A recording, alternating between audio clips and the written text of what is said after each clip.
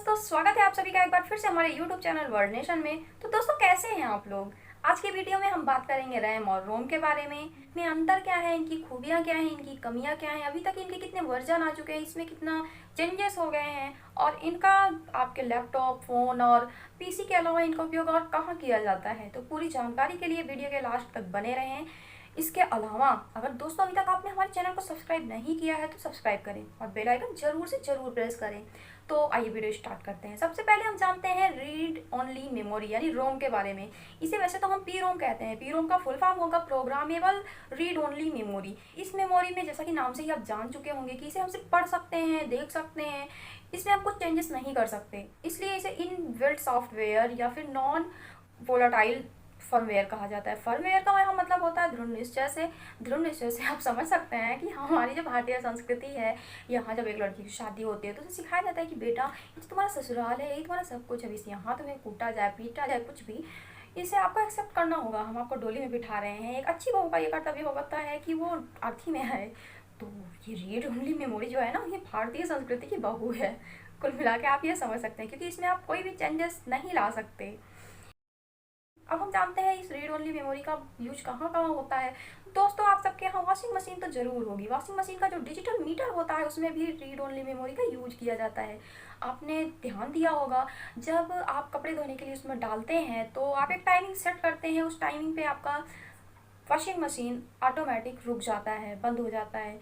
अगर बीच में लाइट कभी चली जाती है, आपने 20 मिनट सेट किया है, 10 मिनट पे ही लाइट चली जाती है, वो लाइट चाहे 2 घंटे बाद आए, 4 घंटे बाद आए, 1 दिन बाद आए या फिर 2 दिन बाद आए, उस मेमोरी में इतना आ जाएगा कि भाई हम 10 मिनट चल चुके हैं, अब हमें बाकी सिर्फ 10 मिनट ही चलना होगा।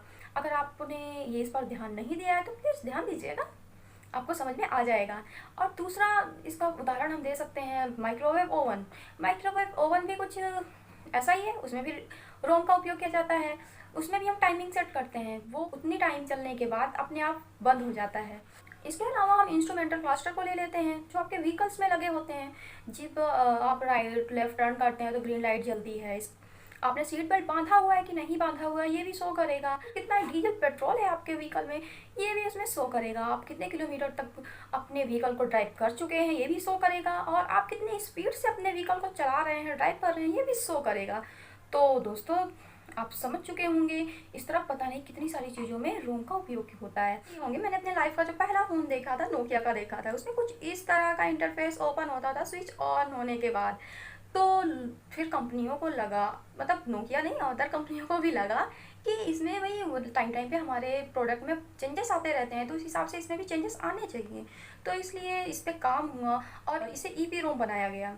ईपी रोम का फुल फॉर्म यहाँ दोस्तों होगा erasable programmable read only memory. Data को चेंज करना बहुत ही डिफ़िकल्ट होता है। तो इसमें पहले मेमोरी को बाहर निकाला जाएगा, फिर उसको अल्ट्रावायलेट रेज से डाटा को डिलीट किया जाएगा, फिर नया डाटा इंसर्ट करके फिर इसको भरा जाएगा। तो दोस्तों ये काफ़ी डिफ़िकल्ट था, इसलिए इस पर और काम करके इसमें एक ई और जोड़ दिया गया। यानी अब इसका पूरा नाम ईईपी रोम हो गया, यानी electromagnetic erasable programmable read only memory. इसको बाहर निकालने की कोई ज़रूरत ही नहीं है। इसको इलेक्ट्रोमैग्नेटिक लेजर के जरिए डाटा डिलीट करके फिर से इंसर्ट कर दिया जाता है। तो फिर यहाँ हम आपको बता दें कि इसका यूज जो है सिर्फ सिस्टम के लिए होता है, इसका यूज हमारे और आपके लिए नहीं होता। या हम सिर्फ देख सकते हैं, पढ़ सकते हैं और इसमें कुछ भी नहीं कर सकते हैं। अब हम जानते हैं रैम के बारे में। रैम का फुल फॉर्म होता है दोस्तों रैंडम एक्सेस मेमोरी।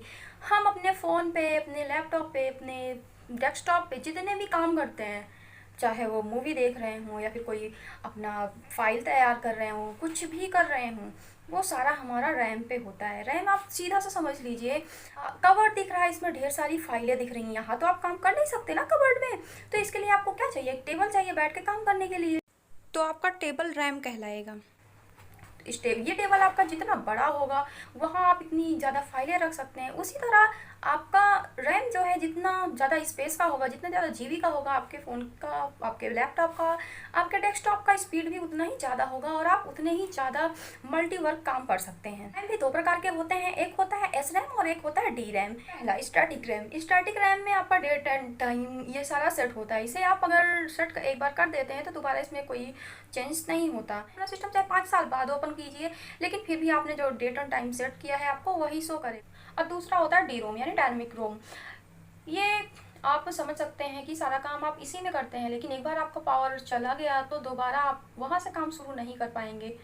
तो सारा का सारा काम भले ही रोम पे होता है, लेकिन सबसे बड़ी कमी यही है कि अचानक अगर आपका पावर ऑफ हो जाता है तो आप जो काम किए रहते हैं यह इसमें सेव नहीं होता है। तो रोम के भी इस टाइम कई वर्जन आ चुके हैं, DDR1, DDR2, DDR3, DDR4।